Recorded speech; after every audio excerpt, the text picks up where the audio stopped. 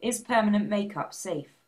Permanent makeup's entirely safe, providing it's done in a hygienic environment, providing it's done by a suitably qualified practitioner, providing you've asked all the right questions that you need to ask and the communication channel is open between yourself and your chosen practitioner.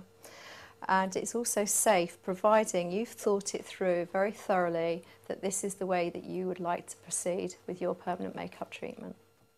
Are there any risks or side effects? There's no risks associated with a properly planned treatment and a highly qualified practitioner.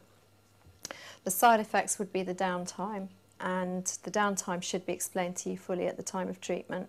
The downtime specifically to lips and to breast reconstruction, because these areas do take longer to heal than the rest of the body. Is it a painful procedure? Is permanent makeup a painful procedure? No, because we have a variety of topical skin anaesthetics that we can use now.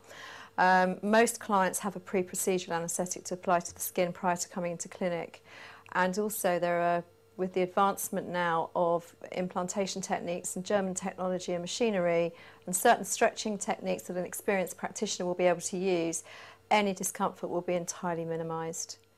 What is the recovery downtime? Recovery downtime depends on the area to be treated. On eyebrows, I have ladies coming in for treatments during lunch hours, particularly city ladies. The eyes will generally look a little swollen just for a period of maybe 2 hours to 2 days. It depends on the client. Lips, the downtime can be as much as 5 days. But we do now have a selection of mineral makeups which can be used immediately after treatment, which can conceal those areas. So it makes it far easier for those clients to have the treatment and get back to a normal life almost immediately. How should I look after my skin after treatment? You will always be given an aftercare treatment to take away with you, and this is so essential that you do request this of your practitioner. You must, in most cases, keep the area covered with the healing balm that you're given. Sometimes an antibiotic cream may be necessary, although generally not. It's just generally a petroleum-based cream that will be put on. But a full aftercare treatment list will be given to you, and generally speaking, if there are any problems with your healing process or any concerns that you have, you should ensure that your practitioner is available 24/7 to answer any concerns that you may have during the downtime or the healing time of your treatment. What results can I expect? The results you can expect, my ideal client would be somebody that comes into me and says, I just want to look better. I feel tired, I want my eyes defined, I want my eyebrows lifted, I want my lips to smile again, and I want my lips to be fuller. And all of those things I can achieve for that client. However, in saying that, I have clients that come in with very specialised ideas of how they want their eyebrows done, already drawn on. It's something they're doing on a daily basis, and they really just want the convenience of having the permanent makeup on so that they don't have to keep doing this. How do I maintain the results? The results are maintained by using a good sunblock, and that's the most important thing, because ultraviolet will very gradually degrade the colour in the skin. And by returning to your technician on a regular basis of between 6 and 18 months for a refresher treatment. What do I do if I don't like the results? If you don't like the results, this, in my opinion, should never ever occur. If your permanent makeup has been treated absolutely correctly, if your expectations have been managed and the entire process has been explained to you properly, your treatment, your individual treatment planned properly, this should never occur. In saying that, I do have people coming into my clinic that have had permanent makeup treatments done abroad, or with perhaps less experienced technicians, and I do have a support network for them whereby their treatment can be lasered out, but I would always try to correct it for them if I could. How long do the results last? Permanent makeup, ideally, these days should be really reviewed probably on an annual basis. The reason for this is that the colour will gradually fade from the skin and the makeup won't look fresh after a year. It will need reviewing.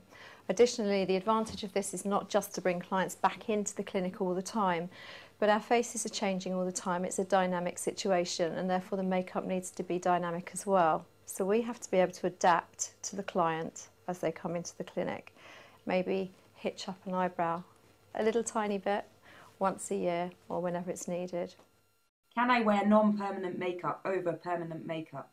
You can wear normal makeup over your permanent makeup, and most people choose to do so if they would like a more dramatic look, but not for 3 to 5 days after the treatment has been done. If I'm unsure of having it, what advice would you give?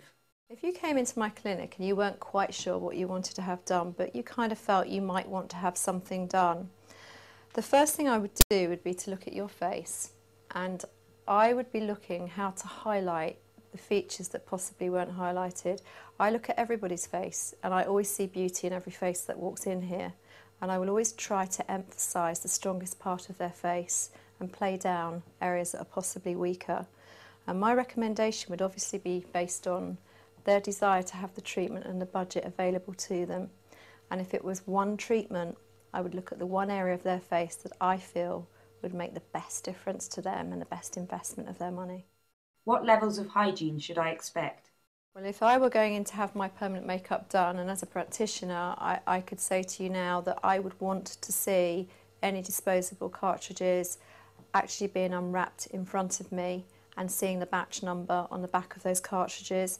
I would expect absolutely everything around me to be covered in plastic, the practitioner covered in plastic aprons, that she should be wearing a mask, and I should be suitably prepared for treatment with antiseptic creams, and the environment should be kept generally very clean.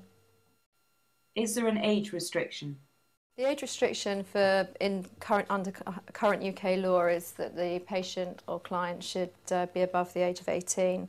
In saying that, if there are psychological or medical reasons, we can obtain a special insurance dispensation for that individual to have treatment done. But really, permanent makeup is for absolutely everybody who wants it and anybody that feels they need it. Do I need to sign a disclaimer before treatment? If a practitioner is following the correct guidelines and ethical code of practice, you will be expected to sign a form that you're in good sound body and mind, you're not under the influence of drugs and alcohol, and that you fully consent to the treatment being done. This actually will give you as much protection as it gives to the practitioner who's doing the treatment, and really is a mandatory requirement in our industry currently. How do I find a permanent makeup practitioner?